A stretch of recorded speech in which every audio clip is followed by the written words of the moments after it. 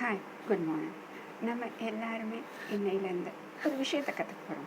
என்ன அப்படின்னு பார்த்தீங்க அப்படின்னா, நம்ம எல்லாருமே பேசுகிறதுக்கு என்ன பேச போகிறோம், எந்த மொழியில் அப்படின்னா இங்கிலீஷில் பேசுகிறதுக்கு. எல்லாருக்குமே இங்கிலீஷ் தெரியுங்க, தெரியாமல் கிடையாது. ஒரு கூச்சம், அந்த கூச்சம் இருக்கிறதுனால நம்மளால் பேச நினச்சா கூட அதுவும் தடுமாற்றத்தோடு இருக்கும். ஆனால் அதையே கொஞ்சம் கொஞ்சமாக பேசி பேசி பழகிட்டோம் அப்படின்னா நமக்கு ஈஸியாக வந்துடும். ஸோ ஒரு சின்ன சின்ன கொஸ்டின்ஸ் நம்ம ப்ராக்டிஸ் பண்ணுறோம். அந்த ப்ராக்டிஸ் பண்ணுற கொஸ்டின்ஸ் ஒரு தடவை நம்மளுக்கு நல்லா வருதான்னு நம்ம ஒரு தடவை சொல்லி பார்க்க போகிறோம். சொல்லி பார்த்துட்டோம் அப்படின்னா ஓகே, இந்த வீடியோவில் இருக்கக்கூடிய கொஸ்டின்ஸ் நம்மளுக்கு இப்போ தெரியுது அப்படின்னு சொல்லிட்டு ஒரு கான்ஃபிடென்ட் வந்துடும். அப்போ இந்த கொஸ்டின் நம்ம எங்கேயாச்சும் வெளியில் யூஸ் பண்ணி பார்ப்போம். அப்போ ஒவ்வொரு படியாக நம்ம தாண்டி அடுத்ததாக ஒரு நல்ல ஆங்கிலத்தில் பேசக்கூடிய அந்த மொழி திறமை நமக்கு கிடைக்குங்க. சரியா? சரி, இப்போ புதுசாக ஒருத்தரை பார்த்த உடனே ஒருத்தருக்கு ஒருத்தர் இன்ட்ரடியூஸ் பண்ணிக்கிறோம். அப்படிங்கிறப்ப நம்ம என்ன கேட்போம் அப்படின்னா what is your name, what's your நேம்னு கேட்குறோம். அடுத்தது வாட்ஸ் யுவர் குட் நேம் அப்படின்னு கேட்குறோம். அடுத்தது may I know your good name please அப்படின்னு கேட்குறோம்.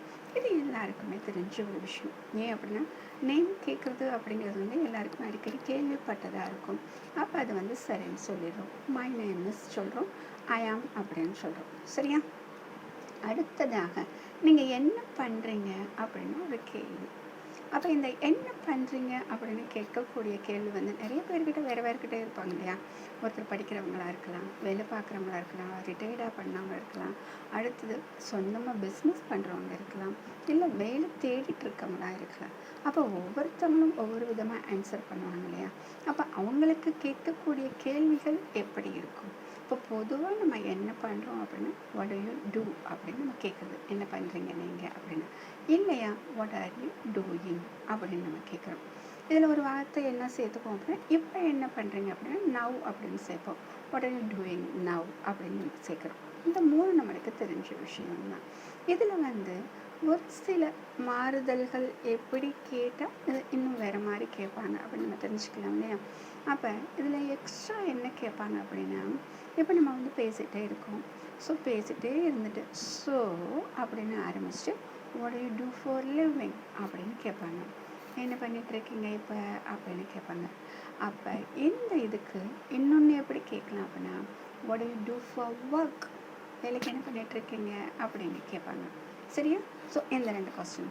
அடுத்தது என்ன லைனில் இருக்கீங்க, நம்ம வேலை பார்க்குறது உங்களுக்கு தெரியும், இருந்தாலும் ஒரு டவுட், இதில் இருக்காங்களா அதில் இருக்காங்களா அப்படின்னு உங்களுக்கு ஒரு டவுட் இருக்கும் இல்லையா?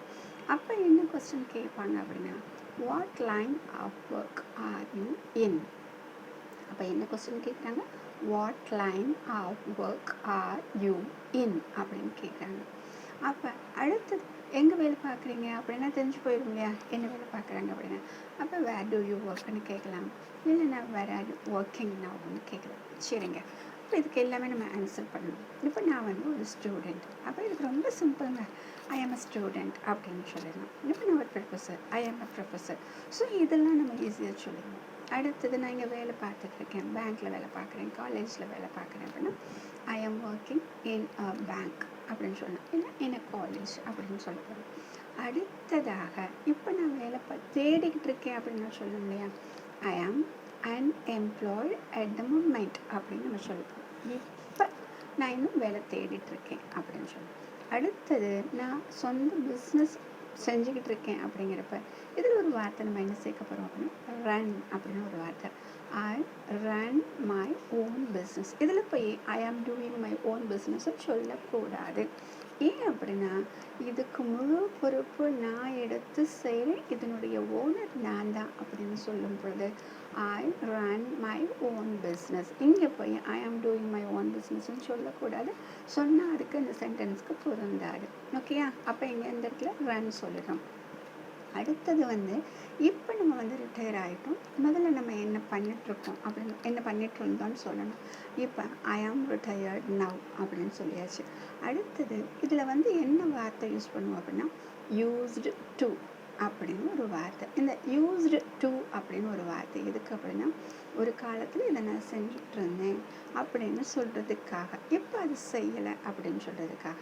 அப்போ இங்கே என்ன சொல்லணும் அப்படின்னா, I used to be an engineer அப்படின்னு சொல்கிறோம். இப்போ ரிட்டையர் ஆகிட்டேன் அப்படின்னு சொல்கிறதுக்காக இந்த வார்த்தையை சொல்லுவாங்க.